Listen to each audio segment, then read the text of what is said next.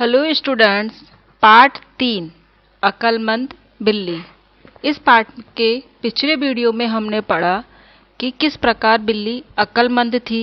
जैसे ही उसने नेवले और गिद्ध को देखा वह पेड़ पर चुपचाप बैठ गई और उसने उनसे कहा कि यह तो मेरे ऊपर जादू हो गया है, इस मछली की मुंडी ने मेरे ऊपर जादू कर दिया है। तो गिद्ध और नेवला भी उसे देखने के लिए वहीं पर बैठ गए। अब हम इस पार्ट को आगे कंटिन्यू करते हैं। गिद्ध ने बिल्ली की तरफ देखा।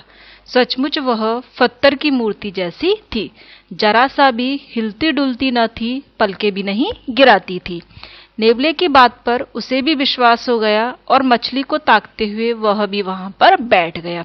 इतनी अच्छी और बड़ी मछली की मुंडी वह बिना चखे कैसे जा सकता था? बिल्ली ने मन ही मन सोचा। पहले से ही एक दुश्मन घात लगाए बैठा था, अब दूसरा भी आ गया। इनकी नजर से खिसकना मुश्किल है। जाने कितने दिनों के बाद एक मौका हाथ लगा है। इतनी बड़ी मुंडी तो सपने में भी नहीं मिलती। 3 दिन का रईसी खाना है। रईसी खाना मतलब जो लोग बहुत अच्छा खाना खाते हैं उनके लिए कहा गया है रईसी खाना। तो बिल्ली को भी मछली की मुंडी मिल गई थी, वह उसके लिए रईसों के समान ही खाना था। लेकिन यहाँ पर जो स्थिति पैदा हो गई है उससे तो लगता है कोई और भी आ सकता है। तब तो एक टुकड़ा भी उसे नहीं मिलेगा। वह वहां से खिसकने की बात सोचने लगी। तभी जाने कहां से एक बाज आ गया। उसने बिल्ली और नेवले को गिद्ध से पूछा, देखकर गिद्ध से पूछा, क्या बात है, इसे खाए बिना तुम भी बेवकूफ बने बैठे हो? गिद्ध बोला, चुप रहो, शोर मत करो। बात कहां से कहां जा पहुंची है और तुम ऐसा सवाल पूछने की हिम्मत करते हो? आश्चर्य से बाज बोला, मामला क्या है? गिद्ध सहमते हुए बोला, डरते हुए बोला, मामला सचमुच गंभीर है। पहले चुपचाप बैठो, फिर मैं सुनाता हूँ। यह मछली की मुंडी नहीं है, यह जादू का एक गोला है। इसने बिल्ली पर जादू किया और उसे घर से यहाँ घसीट कर ले आया। ऐसा मंत्र किया है कि मछली को ना तो खा सकती है, ना हिलडुल सकती है और वहीं के वहीं धरी रह गई है। गिद्ध की बात सुनकर बाज ने मछली की ओर एक नजर डाली और बोला, वाह, कितनी बड़ी मुंडी है, आराम से 3 रोज का खाना मिल जाता। उसके मन में भी लोभ पैदा हो गया। उसे खाने की लालसा से वह भी उसे ताकते हुए वहीं बैठ गया।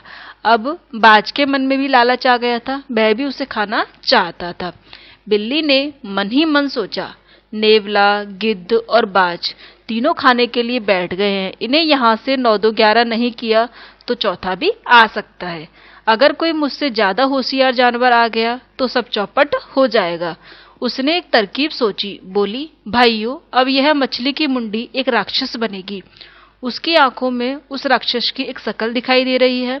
उसके दोनों हाथों में 2 तलवारें हैं। तलवार उठाकर वह कह रहा है कि वह हमारा वध करेगा, वह हमें मार देगा। आप लोग यहाँ रहेंगे तो आप भी मर जाएंगे। अगर जिंदा रहना चाहते हो तो यहाँ से फौरन भाग जाओ।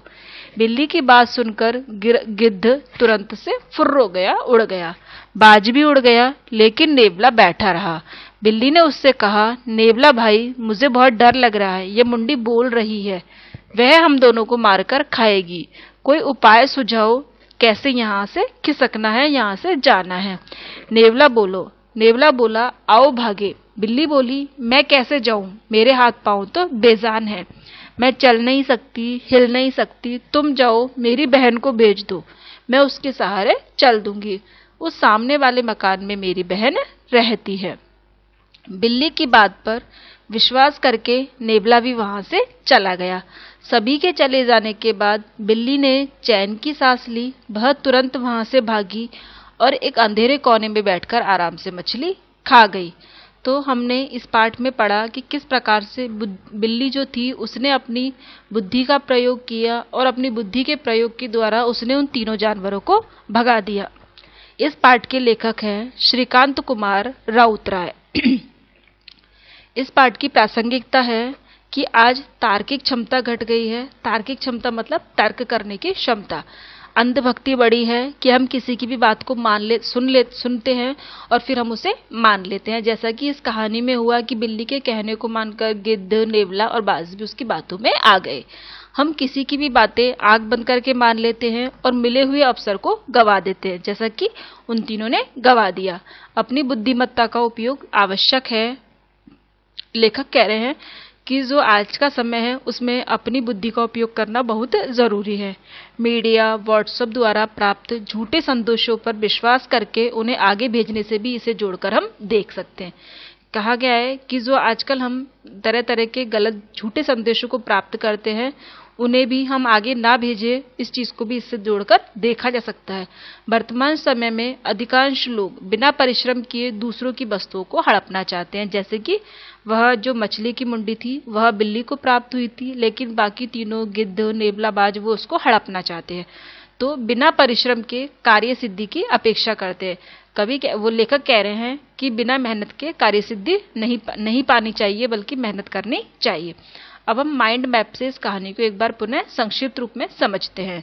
कहानी की मुख्य घटनाएं हैं: बिल्ली को मछली की मुंडी मिलना, नेवले का दबे पांव आना, बिल्ली का मुंडी को जादुई बताकर बिना हिले डुले बैठे रहना, गिद्ध का वहां आकर बैठ जाना, बाज का आना और बैठकर मुंडी को देखना, बिल्ली का सबको डराना, डरकर गिद्ध और बाज का उड़ जाना, बिल्ली का नेवले को भी डराकर भगाना, बिल्ली का आराम से मछली खाना। बिल्ली के अलावा मछली की मुंडी खाने की ताक में और कौन कौन बैठा था? नेवला, गिद्ध और बाज। यह कहानी हमें क्या सिखाती है? यह कहानी हमें यह सिखाती है कि अवसर का उचित समय पर उपयोग कर लेना चाहिए। जैसे कि बिल्ली को मछली की मुंडी मिली तो उसे उस मिले हुए अवसर का उचित समय पर उपयोग कर लेना चाहिए था। बुद्धिमत्ता से मुसीबतों को टालना, अपनी बुद्धि से अपनी परेशानियों को दूर करना, जैसे कि बिल्ली ने किया। अंधविश्वासी न होना, कि किसी की बात को अंधविश्वास होकर नहीं मानना कि किसी ने कह दिया और हमने उसे बिना तर्क किए ही मान लिया। विवेक व तर्कपूर्ण सोच रखना, कि जो अपनी सोच है उसे विवेकी रखो, सही गलत की पहचान करना सीखो और तर्कपूर्ण बातें करो। Thank you.